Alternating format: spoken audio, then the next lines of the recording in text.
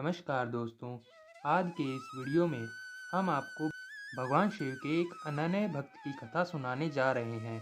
Video को अंत तक जरूर देखें। तो कथा इस प्रकार से है कि एक मशहूर धनुर्धर थिम्मन एक दिन शिकार के लिए जंगल गए। जंगल में उन्हें एक शिव मंदिर मिला जिसमें एक शिवलिंग था। थिम्मन के मन में शिव के लिए गहरा प्रेम तथा भक्ति भाव भर गया था और उन्होंने वहां कुछ अर्पण करना चाहा, लेकिन उन्हें समझ नहीं आया कि कैसे और किस विधि से ये काम करें। उन्होंने भोलेपन में अपने पास मौजूद मांस शिवलिंग पर अर्पित कर दिया और खुश होकर चले गए कि शिव ने उनका चढ़ावा स्वीकार कर लिया। उस मंदिर की देखभाल एक ब्राह्मण करता था। अगले दिन जब वह ब्राह्मण वहां पहुंचा तो लिंग के बगल में मांस पड़ा देखकर वह भौचक्का रह गया, यह सोचते हुए कि यह किसी जानवर का काम होगा। उसने मंदिर की सफाई कर दी, उसने अपनी पूजा की और वापस घर चला गया। अगले दिन थिम्मन और मांस अर्पण करने के लिए लाए। थिम्मन को किसी भी प्रकार की पूजा पाठ की जानकारी नहीं थी, इसलिए वह बैठकर शिव से अपने दिल की बात करने लगे। वह मांस चढ़ाने के लिए रोज आने लगे। एक दिन उन्हें लगा कि शिवलिंग की सफाई जरूरी है, लेकिन उनके पास पानी लाने के लिए कोई बर्तन नहीं था।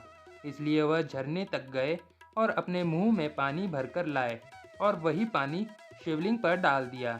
जब ब्राह्मण वापस मंदिर आया तो मंदिर में मांस और शिवलिंग पर थूक देखकर घृणा से भर गया। वह जानता था कि ऐसा कोई जानवर नहीं कर सकता, यह कोई इंसान ही कर सकता था। उसने मंदिर साफ किया, शिवलिंग को शुद्ध करने के लिए मंत्रों का उच्चारण किया, फिर पूजा पाठ करके चला गया। लेकिन हर बार आने पर उसे शिवलिंग उसी अशुद्ध अवस्था में मिलता। एक दिन उसने आंसुओं से भरकर भगवान शिव का आवाहन किया और भगवान शिव से पूछा, हे देवों के देव, आप इतना अपमान कैसे बर्दाश्त कर सकते हैं? शिव जी ने जवाब दिया, जिसे तुम अपमान मानते हो वह एक दूसरे भक्त का अर्पण है। मैं उसकी भक्ति से बंधा हुआ हूँ और वह जो भी अर्पित करता है उसे स्वीकार करता हूँ।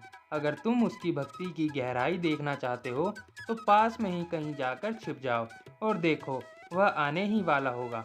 ब्राह्मण एक झाड़ी के पीछे जाकर छिप गया। थिम्मन मांस और पानी के साथ आया। उसे यह देखकर आश्चर्य हुआ कि शिव हमेशा की तरह उसका चढ़ावा स्वीकार नहीं कर रहे हैं। वह सोचने लगा, उसने कौन सा पाप कर दिया।